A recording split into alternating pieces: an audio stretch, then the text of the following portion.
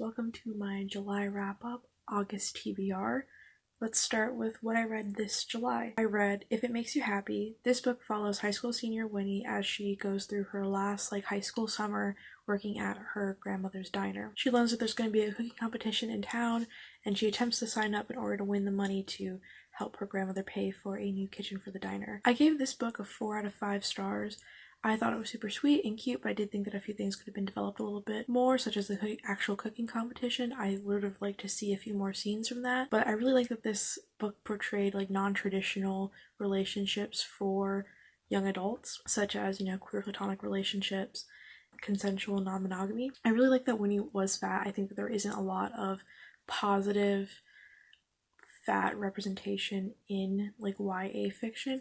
There's this one scene in the first third of the book, I want to say, where Winnie goes for a doctor's appointment to get some blood work done, and when she is asked to go on a scale, she stands her ground and says that this is unnecessary for the procedure that she's undergoing, and that it is a violation of her rights. If you're looking for a quick summer read with a very sweet romance, I highly recommend this book. The next book I read was They Call Us Enemy by George Takei. This is a graphic novel memoir of George Takei's life at a Japanese-American internment camp during World War II. His family is sent to one of these internment camps when he was a young boy, as all people of Japanese descent were deemed to be potential enemies of the state. This book discusses a part of American history that is typically brushed over. I learned a little bit about this when I was a kid, but I didn't know the extent of the atrocities committed by the US government. I gave this a 5 out of 5 stars. I cried so much reading this book. There is a very good scene where George, as a young man, is talking to his father a few years later, just trying to, he doesn't remember a lot of the camp, the specific details of what happened because he was so young, and his father is filling in the pieces. But he gets angry at his dad because he was why didn't you fight back? There's so much more you could have done. And his father was at the end of the day, I was trying to just keep us safe and together. And then there's this juxtaposition with the soft, round art style in comparison to the harsh reality of this book. It's a great graphic novel in terms of art and story, and I am a firm believer that this should be taught at schools. I think that this would be a great teaching tool, and it will help shed light to a part of history that is often ignored and forgotten. The next book I read was Wayward Son.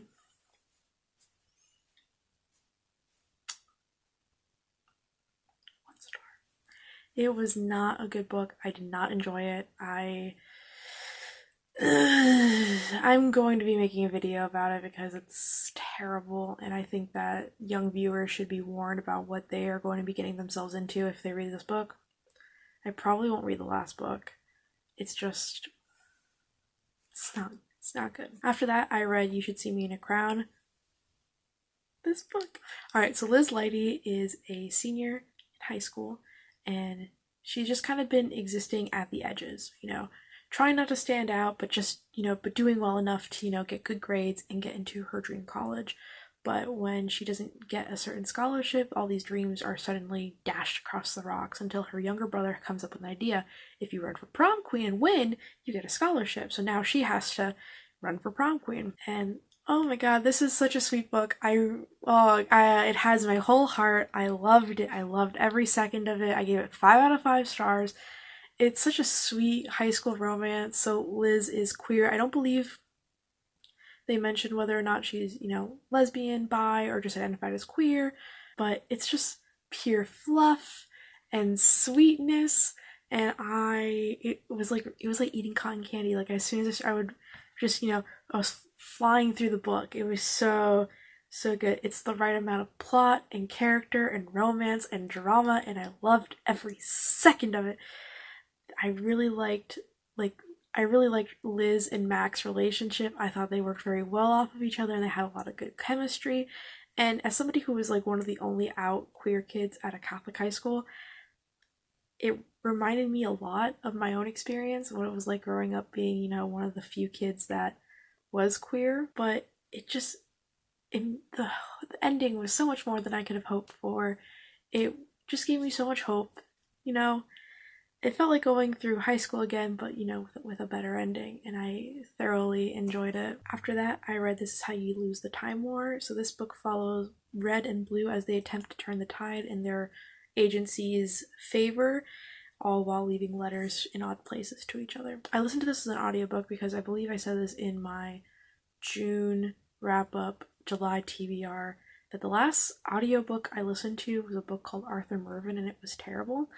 And I didn't want that to be my last like full audiobook experience, so I figured, you know, This Is How You Lose the Time War. It's quite short. It's only about 4 hours. It'll keep my attention the entire time. And it did. It was so good. It was so sweet. And like it was like a little sexy, like just like a little bit. It was, again, just like the right amount of character and drama. There doesn't really have a plot outside of they leave letters to each other, but like it didn't need to be more than that. It was the right length for this kind of story. Nothing felt rushed. Everything felt like it was at a good and slow pace, even though it's so short. The narrators for the audiobook did a fantastic job. I especially loved Blue's narrator. I don't know why. I just think that her voice was lovely. I'm probably going to end up like reading it because there are some bits that I think I missed simply because I don't absorb everything when I listen to it as an audiobook. Because I really liked that I liked the alternating chapters, I liked the alternating letters, I liked how crazy the letter deliveries were.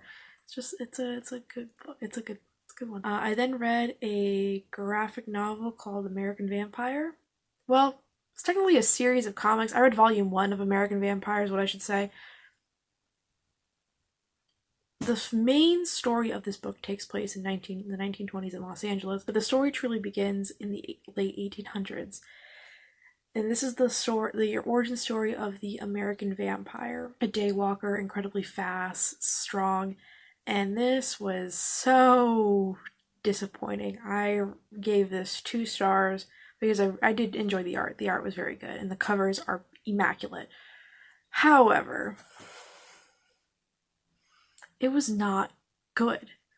I went into this thing expecting a horror graphic novel. I don't like horror movies, but I do enjoy graphic novel, like horror comics. I enjoy horror manga. I enjoy, you know, horror books, but I don't enjoy horror movies or TV shows. And this volume opens up with the most pretentious forward by Stephen King.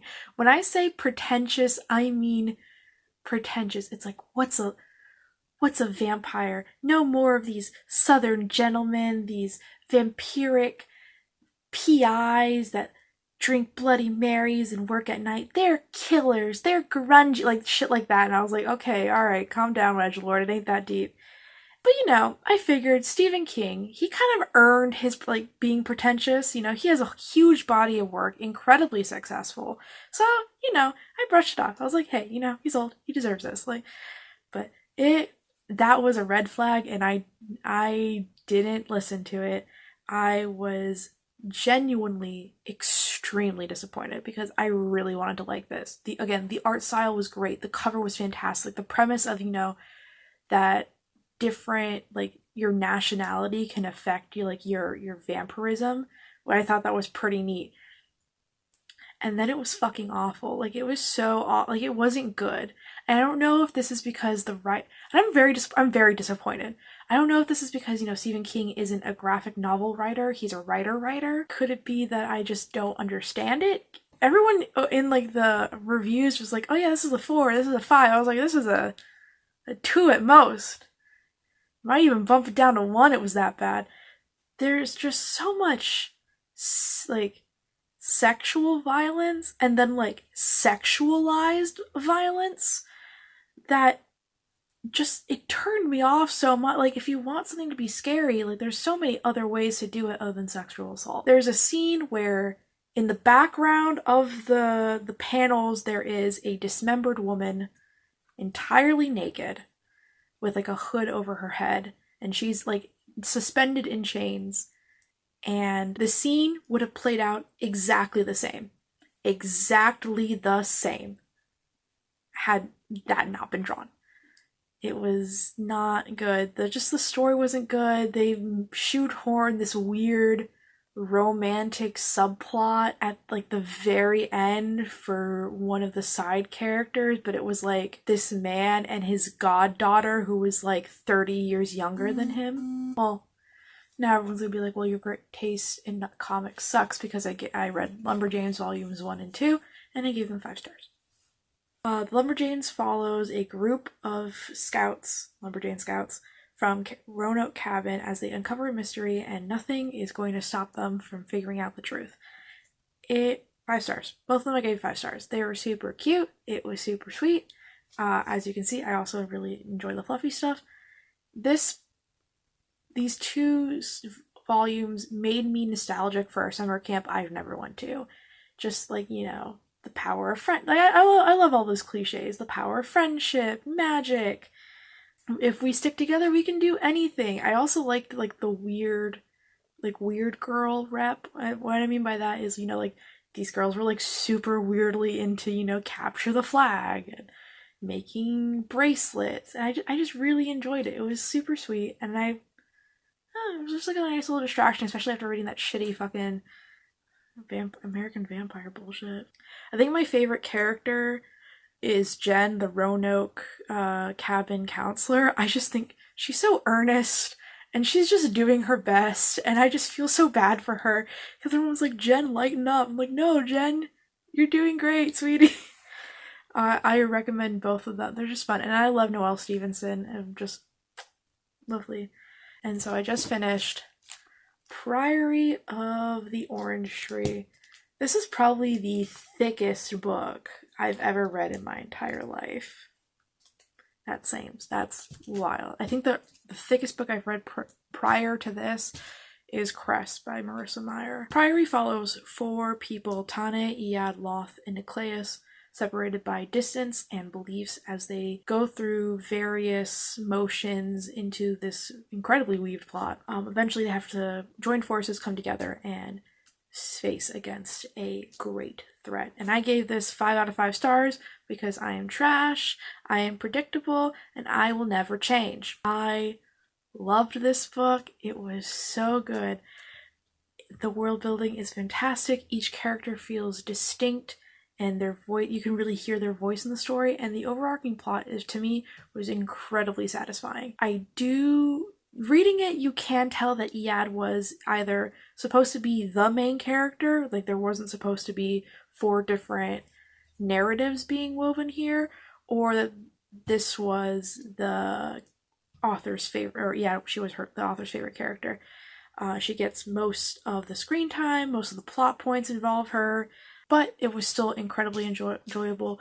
Again, just a few things that I would have preferred. You know, I think that this easily could have been 3 or 4 separate books with each of the characters and being the main character in that story, and then them coming together at some point. But on the strength of the characters and Iad's story alone, it's easily a 5-star read. She is fucking hefty, but oh so worth it. My cousin and I read it together. She listened to the audiobook of it, I read it, and I started reading it before she did. And I was just like, oh my god, wait till I was like at like 200 pages, like, you know, 200 pages into the book. I'm like, oh my god, I'm like a quarter of the way through the book, like, catch up.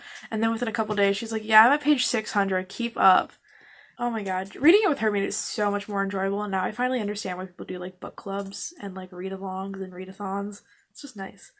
My one thing, I would love to have a book of this size for just Tane's character. She was my favorite character. I thought that she was, like, her story was super interesting. I would have loved to see more of the water trials. I would have loved to see, you know, how she rose, you know, she went from the top, like the bottom to the top. If you watched my July TBR, you notice that a few books are missing from this. So books I ended up not reading for one reason or another is The Brilliant Death. I still plan on reading it.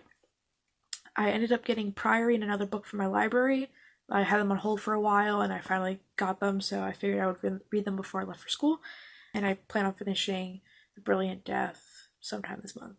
And The Foxhole Court, I didn't even start it. I just, Again, I was so wrapped up in Priory that I just didn't want to start anything else. I was focusing all of my time and energy in reading that. And I'm probably going to end up pushing back Foxhole Court until September, mainly because that's when me and my girlfriend will be back together and I can force her to read it along with me. Now you might be thinking to yourself, wow, the angle's a little different and your shirt's changed. And you're correct, because this is actually August 1st. I originally filmed yesterday, July 31st, and I originally filmed my June wrap-up and August TBR. And then 3 hours after filming that, I decided to join Latinx Readathon, so I have to throw away my entire TBR, chuck all that out the window, and I'll be giving you my Latinx Readathon TBR. So for Latinx Readathon, there is like a bingo sheet, and so I believe I have crossed everything off the bingo, and let's see what we're reading. So I'll be reading The Poet X, which covers poetry written by a Afro-Latinx author and has a plus-size main character, with Fire on High, which also covers Afro-Latinx author and has a food as a main premise. I will be rereading Aristotle and Dante Discover the Secrets of the Universe, which covers MLM fiction as well as has a bi main character, and I'll also be annotating this for the first time, so wish me luck. The next book I'll be reading will be The Grief Keeper, which is for WLW fiction as well as an immigrant story. The Truth Is, which has a trans/non-binary character. The First Rule of Punk, which is a middle grade novel. Mexican Gothic, which is set in Latin America. The House on Mango Street, which covers short stories and Latin American classics. Blanca Roja, which is a retelling of Snow White and Rose Red. Always Human, which is a graphic novel which has a disabled main character. Ordinary Girls, which covers nonfiction. I'm Not Your Perfect Mexican Daughter, which is on the backlist, so a book that was written and published previous to 2018. The Henna Wars, which covers my free space. And the last book I'll be reading is the group book, which is Don't Ask Me Where I'm From. That is the only book I currently do not have on my person or is in my library because it's coming out, I think, in a few days. So, sorry for this last minute TBR, but as always, adios, hermanos.